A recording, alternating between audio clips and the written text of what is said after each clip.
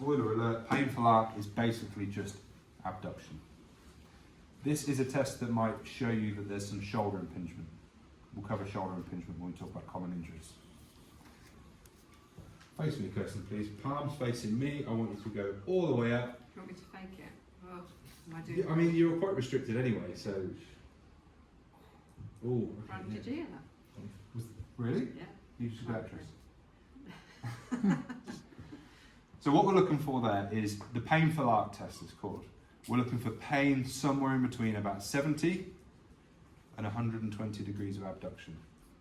Usually what you find is if they get to this point beyond there and they start to get pain in the affected shoulder, I'm not going to ask them to carry on, so you very rarely find out. Does it actually go away at the top? In my experience, no. If you're getting pain there on abduction, that could indicate shoulder impingement. You say between what degrees? 70? 70 and 120. So it normally gets there now. Feel it through here. Quite Yeah. often referring into the bicep on the arm. You don't need to know those degrees, just know it's somewhere above there. The empty can test, all we're doing is adding an element of internal or external rotation. Empty can test measures internal rotation. So we're going to go into 90 degrees of abduction, palm facing up to start with. So palms facing up, good. And my arms, if they're neutral there, which way are they going now in terms of rotation? Externally or internally? Do it. Externally rotating, yeah. So internal rotation, we go that way. And what we do is close the space in between the joint. So if there's something getting pinched in there, they're going to feel it. This is empty can test. You getting anything there, Kirsten? Creaky, but it's alright. No pain? Okay. You can add, that's all you need to know for the special special test. Pardon me. But we can add an extension onto that as well, just to really close up that space. And when I say close up the space, we're talking about the subacromial space, which is underneath the acromion, where the head of the humerus comes into there. So if you look at this, and I'll do a bit of movement to illustrate what's happening. We come into abduction, and that greater tubercle head of the humerus gets closer and closer to the acromion. If you've got a painful arc, that might be happening on the right side. If it's fine, you've probably got the space in there that you need. So when they're talking about impingement, it is the head of the humerus impinging on the acromion? In most cases, yeah. Yeah, that subacromial space is being squeezed. And the bits that are in there, which we talk about, but there's one muscle. Which muscle did we say comes through like that?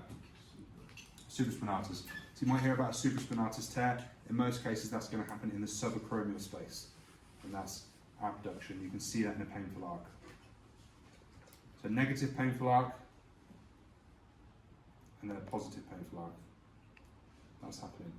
It may be that we've just about got enough room there for that not to be painful, so we can further close up that space with some internal rotation, which is going to pinch whatever it is in there that's becoming impinged.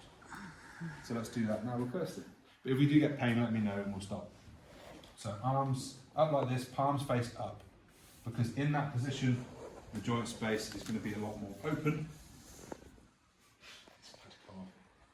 Internal rotation, we close that space.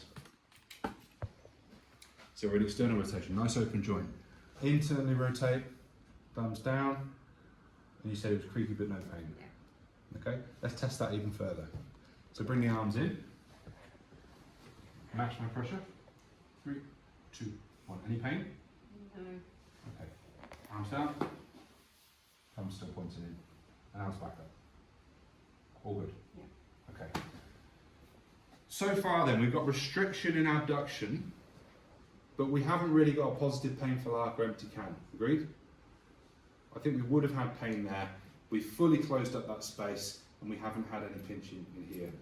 We've done the empty can, nothing pinching here. Further closed that joint space, tested it, resisted, still nothing. So I think, for the purposes of our assessment at this stage, we can rule out shoulder impingement.